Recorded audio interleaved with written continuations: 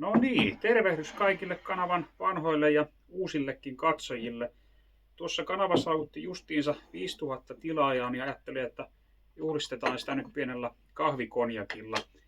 Ja tässä tämän juhlan kunniaksi ajattelin, että tekisin pienen jakson myös tästä talon tarinasta, että miten se nyt sitten meikäläiselle päätyy. Että ei kai siinä muuta kuin nautitaan nämä juhlajuumat ja aletaan nauttimaan esityksestä. No tämä talohan oli herättänyt meikäläisessä mielenkiintoa jo useamman vuoden ajan, ennen kuin se oli ehtinyt edes tulemaan julkiseen myyntiin. Ja hintapyyntikä siinä ei ollut kovin kovaa, koska käytännössä kauppaa tehtiin tontista, johon sisältyisi sitten purkukuntoiseksi luokiteltavat rakennukset, kun myyjä ei halua niistä vastuuta. Eli ei ollut kyseessä tämmöinen paikka, jossa olisi niin kuin purettavaksi määrättyt rakennukset, vaan ihan niin kuin paperilla luokiteltiin purkukuntoisiksi. No meikäläisen rakennuskonservaattori taustalla niin tiesin sitten heti, että mistä aloittaa sen todellisen kunnon selvittäminen, että lähdin sitten ryömimään talo alle ja tutkimaan ullakkoa ja haistelemaan paikkoja sillä lailla, että mitä löytyy ja mitä rakenteissa on käytetty, mitä materiaaleja. Mutta ennen kaikkea tässä kohteessa viehätti sen semmoinen riittävän pieni koko, koska olin tosiaan töiden ja sitten myös tuttavien kautta nähnyt, kuinka paljon työtä vanhoissa taloissa voi pahimmillaan olla ja sitten myös ne vaatii paljon rahaa, niin olin sitten päättänyt, että oman talon täytyisi olla kunnostettavissa maltillisella budjetilla ja kiireettömällä aikataululla. Siitä sitten laitoin kohteesta tarjouksen ja ei mennyt kauaa, kun olinkin sitten tämän paikan uusi omistaja. Ykkösasiana oli saada talo siistiksi ja vettä pitäväksi ulkoa, että siitä häviäisi se semmoinen autiotalon maine, että laittaa ikkunoita vähän kuntoon ja lukita ovet kunnolla. Ja siinä sitten kävi aika jännä juttu ensimmäisenä kesänä, kun siinä ahersin pihalla remontoidessa, niin yksi lapsuuden kaveri poikkesi ja totesi heti, että sä sitten ostit sen ihan niin kuin joskus lapsena sanoit tekeväs. Ja meikäläinen ei kyllä niin muista itse sanoneeni noin, mutta ehkä se oli sitten joku sieltä lapsuudesta asti vähän pinttynyt obsessio, että tämä talo täytyy ostaa ja remontoida sitten. En tiedä, aika jännä sattuma, mutta kyllä se ainakin väitti näin, että olisin tosiaan joskus aikanaan sanonut näin, kun pyöräiltiin talon ohitse. No todellisuudessa siinä ostovaiheessa ei kuitenkaan ollut ihan selkeää näkemystä siitä, että mihin käyttöön tämä rakennus tai rakennukset lopulta tulisi. Ensimmäisenä ajatuksena pyörittelin semmoista, että talot vois remontoida vuokrakäyttöön vaikka retkeilijöille tai muille semmoisille tahoille, että niissä ei tarvisi olla mitään erityisiä mukavuuksia, että hyvä jos nyt sähköt olisi ja sitten ulkohuusia ja pihasaunaa. Mutta kun sitten aloin remontoimaan taloja omaan rauhalliseen tahtiin, niin pikkuhiljaa alkoi myös selkeytyä ajatus siitä, että nämä tulisi nimenomaan omaan henkilökohtaiseen käyttöön, ehkä vapaa-ajan paikaksi tai kakkosasunnoksi, jonne voisi sitten silloin tällöin mennä rauhoittumaan pois kaupunkiympäristöstä. Ja kun vuosi tai kaksi oli kulunut, aloin myös kiintymään tähän rakennukseen ja sitten aloin pohtimaan, että josko siitä kuitenkin lähtisi suunnittelemaan semmoista ympärivuotisesti asuttavaa kotia. Mutta ei tästä siitä huolimatta ollut tarkoitus lähteä remontoimaan mitään erityistä luksuskotia, että löytyisi kaikki nykyajan mukavuudet ja vermeet, että ihan sillä lailla perusmukavuudet vaan, että pärjää hiukan vaatimattomammalla elämäntyylillä ja saisi noita asumis- ja elämiskustannukset sillä lailla maltilliseksi, että pärjäisi vähän pienemmilläkin tuloilla. Kyllähän siinä alkuun sitten aika monet ihmetteli, että minkä takia meikäläinen sen talon osti ja sitä lähdin remontoimaan, että semmoinen yleinen käsitys oli, että se on aivan läpimätä rakennus ja ei se nyt kovin kaukaa haettu tietenkään ollut ajatuksenakaan, että jos ihmisillä ei ollut sillä todellista tietoa siitä, että mikä sen kunto on, niin saattoi kyllä hyvin päälle päin näyttää siltä, että on parempi vaan vetää nurin koko mörskä. Mutta kun selvitin, että siinä on se hirsirunko, joka on kutakuinkin terve ja vesikatto, vaikka siinä nyt olikin ollut pistevuotoa, niin oli kyllä riittävästi pitänyt vettä, että tämmöinen puukuitueristeillä eristetty rakennus ilman mitään muovikalvoja, niin se kyllä vaikka siellä vähän vesivuotoa olisikin, niin pärjää ihan vuosikymmeniäkin, että ei tule isoa vahinkoa, että se vaatii suurta rasitusta, että alkaa oikeasti tapahtumaan semmoisia peruuttamattomia asioita rakenteissa. Ja toiset myös herkästi ajattelee niin, että jos on vanha talo, niin se on automaattisesti hometalo tai on sisäilmaongelmia, mutta kyllä niihin on ihan joku oikeasti syyt, että mistä ne johtuu ja sitten, että jos on ne syyt, niin ne on myös korjattavissa niin kauan kuin talo ei ole ihan läpi laho, että jos on pahoja kosteusrasituksia tai jotakin tämmöistä, mutta tässä kohteessa nyt ei oikeastaan sitten ollut mitään semmoista niin suurempaa vikaa, että se oli tosiaan päässyt kuivumaan, vaikka olikin katto vuotanut ja runkorakenteissa nyt sillä lailla mitään muuta tämän ikäiseen rakennukseen kuulumatonta vahinkoa oikeastaan ollut, että ainahan sitä jotain pientä on, ja etenkin näin, että kun tämäkin kohde oli ollut sitten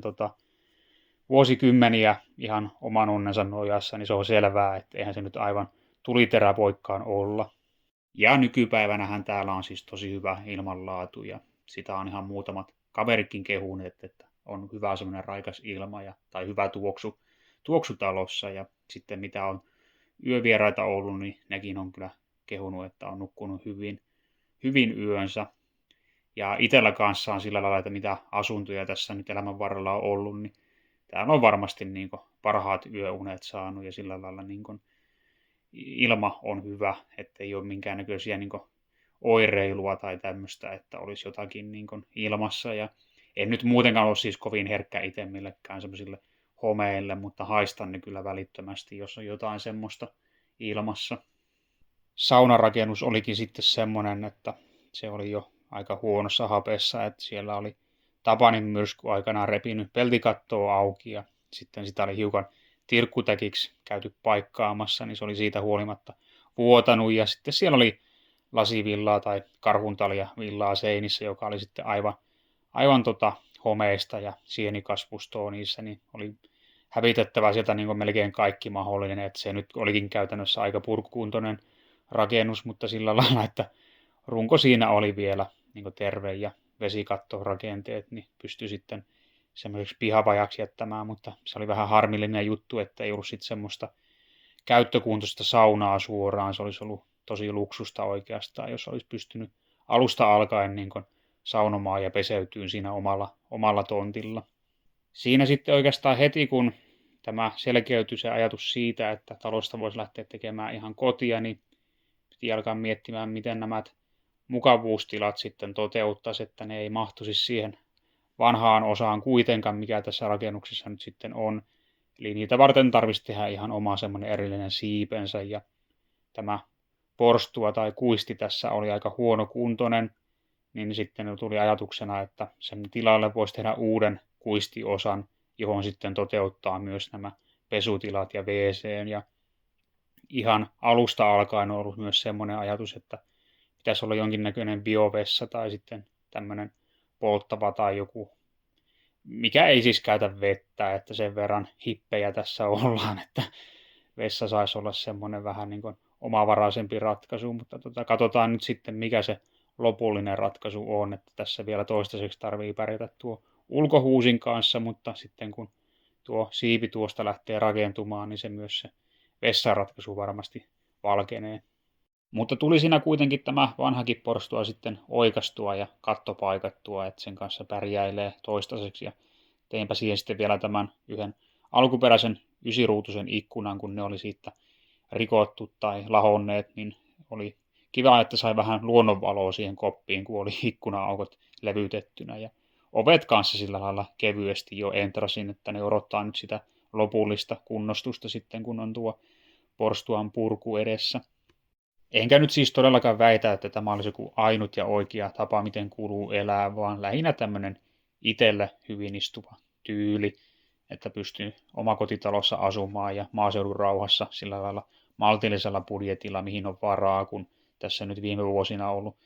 talous ylipäänsä semmoista, että on aika epävarmaa, niin nyt kumminkin mahdollistaa sen, että on tämä omakotitalo ja ainakin toistaiseksi niin resursseja sitten ylläpitää myös sitä.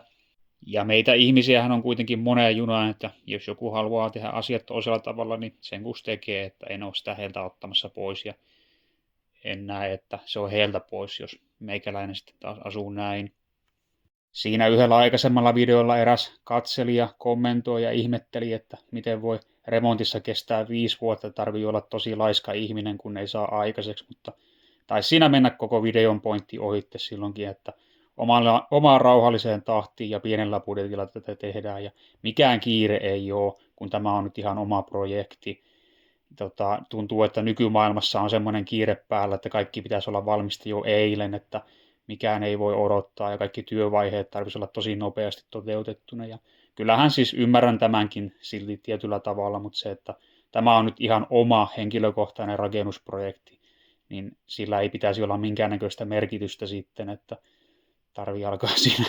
haukkumaan laiskaksi ainakaan, kun ei ole minkäännäköistä todellista tietoa siitä, että mitä täälläkin on tullut tehtyä ja näin, mutta näin, koirat haukkuu ja karavaani kulkee, ei kai siinä. Jos tänä päivänä tarvitsisi lähteä tekemään talokauppa sillä lailla, että olisi tullut tätä aikanaan hommattua, niin lähtökohtaisesti varmaan tulisi etittyä semmoista, missä olisi suuremmat piharakennukset ja sitten semmoinen kutakuinkin käyttökuntoinen sauna, että olisi paremmat lähtökohdat siihen, että voisi varastoida tavaraa ja sitten tosiaan se sauna. Sauna on ihan semmoinen ehdoton juttu, mutta onneksi nyt sitten on ne purkuhirret täällä tontilla, mistä on tarkoitus tehdä tänne se uusi hirsisauna, niin sekin homma etenee, mutta kyllä se mukavaa olisi saada tänne sitten jossain kohtaa vähän semmoista jonkinnäköistä autotallia ja verstasvarastorakennusta, kun ne täältä periaatteessa uupuu ihan täysin, että tuo vanha saunarakennus saa tästä lähtien palvella semmoisena miniverstaana tai työkalupajana ja sitten on tuo puuliiteri, että semmoista niin kuin ylimääräistä varastotilaa ei kyllä ole yhtään ja sitä saisi kyllä olla ihan niin kuin vaikka 100 neliöäkin ihan heittämällä. Mutta katsotaan jossain kohtaa, kun saisi nyt nämä pääjutut alta pois, niin voisi lähteä miettimään sitten semmoista näppärän kokoista autotallirakennusta, missä voisi olla pieni semmoinen lämmitettävä tila ja nikkarointitilat sitten. Niin kuin vanhat katselijat saattaa muistaakin, niin täältä talostahan löytyy niitä vanhoja rakennuspiirustuksia, että oli tämän päärakennuksen laajennussuunnitelma 50-60-luvulta, että siitä piti tehdä 2-kerroksinen, tai siis 1,5-kerroksinen, mutta kumminkin sillä lailla, että pari lämpiävää huonetta ihan yläkerrassakin, ja sitten alakerran asuinneliöt olisi ihan ratkaisevasti kasvanut, mutta varmasti siinäkin oli sitten tullut tämä budjetti vastaan, että sitä ei ikinä sitten toteutettu tätä laajennosta, että vaan saunarakennus siinä tehtiin sitten niihin aikoihin, että piirustukset oli saunaankin samalta ajalta ja näin. Ja sen lisäksi sitten löytyi semmoiset piirustukset 70-luvulta muistaakseni, jossa oli saunarakennusta laajennettu ja siihen olisi sitten tullut sellainen pieni autotalliverstas, niin tulee leikiteltyä ajatuksella, että millainen tämä paikka olisi, jos nuo remontit olisi tehty ja se, että olisiko tämä edes päätynyt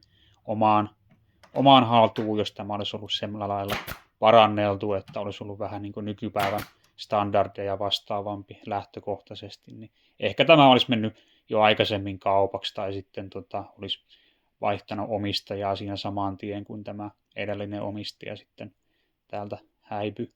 Että vaikka tämä nyt sitten nykypäivänä onkin aika tämmöinen pieni ja sympaattinen pikkurakennus ja pihapiiri, niin ehkä 90-luvun puolivälissä tämä on näyttäytynyt vähän surullisempana tapauksena, että se on ollut auttamattomasti vanhentunut ja semmoinen, että siihen ei ole ollut mielenkiintoa kenelläkään, että olisi lähtenyt edes vapaa-ajan paikaksi siitä remontoimaan, että aika vaatimattomasti kuitenkin rakennettu ja näin, mutta nyt tämä aika todistaa sen, että kyllähän tämä nyt kuitenkin on aika hyvin rakennettu alun perin, koska se on tähänkin päivään pysynyt pystyssä ja säilynyt, vaikka onkin ollut oman onnensa nojassa ja kärsinyt pienistä vaurioista, että se on sellainen eräänlainen todistus siitä, että kyllä niin kuin vanhat rakennukset vaan kestää, kun tietyt asiat on kunnossa. No tähän väliin varmaan joku sitten sanoo jo, että eihän se mikään energiatehokas ole, että se on ihan hirveätä energiahaaskausta, mutta sitten taas, että täällä on aika pienet nämä neliöt ja tähän mennessä, mitä täällä nyt sitten on tätä koko asuintilaa lämmittänyt, niin ne on harvinaisen maltilliset kyllä nuo kustannukset, että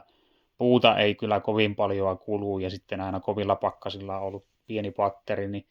ei se niin kuin mitenkään lompakossa todellakaan tunnu tämän lämmittäminen, että jos tämä olisi hiukan energiatehokkaampi, niin se olisi vielä mitättömämpi se summa, että tähän vielä nyt sitten kumminkin tulossa semmoista niin kuin energiatehokkuutta parantavia juttuja, niin kuin tuo lisäsiipi, joka sitten estää sen, että lämpö ei vuoda noista väliovista, mitkä menee nyt kylmään kuistiin, ja sitten yläpohjaan on tulossa reippaasti lisäeristystä, niin kyllä se niin kuin sillä lailla on minun mielestäni niin kuin tähän rakennuksen huomioon ottaen niin aivan riittävä tämä energiatehokkuus, että siinä kohtaa, jos asuinneliöt on huomattavasti suuremmat, niin se sitten myös näkyy siinä, että kustannukset alkaa olla suuret ja se energiahukka on semmoista, niin kuin, että voi olla vähän järkevämpääkin sitten toteuttaa jonkinnäköisiä niin kuin parempia remontteja, niin kuin ehkä energiatehokkuus sitten kasvaa se merkitys. Täällähän on itse tullut restauroitua nämä kaikki, tai siis kunnostettua kaikki alkuperäiset ikkunat ja tiivistettyä. Ja kyllä sitä nyt välillä miettiikin, että pitäisikö tehdä erilliset sisäpuitteet, joissa olisi semmoinen energialasielementti, niin voisi ihan testata, että minkälaista se talvella on. Että onhan se nyt ihan fakta, että semmoinen energialasi, niin se on parempi sen niin kuin lämmön pitävyyden kannalta, mutta kuin jossakin varmasti, niin kuin sanoin, että isommassa kohteessa se sitten merkitys kasvaa siinä ikkunahommassakin. No se oli semmoinen pikku tarina tästä, että miten tämä talo meikäläisen omistukseen päätyi ja miten nämä suunnitelmat sitten tämän projektin kanssa on kehittynyt tässä vuosien mittaan pikkuhiljaa. Tosiaan ihan huikea juttu, että kanavalla on jo kertynyt 5000 tilaajaa. Kiitos teille kaikille, jotka olette olleet matkassa mukana ja muistakaa tilata kanava, jos ette ole vielä sitä tehnyt ja heittäkää vaikka videollekin peukkua, jos siltä tuntuu. Ja kanavan toimintaahan pystyt myös ihan suoraan tukemaan antamalla superkiitoksia tai sitten liittymällä kanavan tukijäseneksi. Niitä tukijäseniä tässä muutama onkin jo ja suuri kiitos teille, että tuette kanavaa. Mutta voit myös pelkästään tilata kanava ja antaa peukkua, sekin on jo paljon ja se kyllä riittää ihan, ei se siitä ole kiinni. Mutta oikein paljon kiitoksia taas kun viihdyit videon parissa ja nähdään sitten taas myös seuraavien projektien ja videoiden äärellä.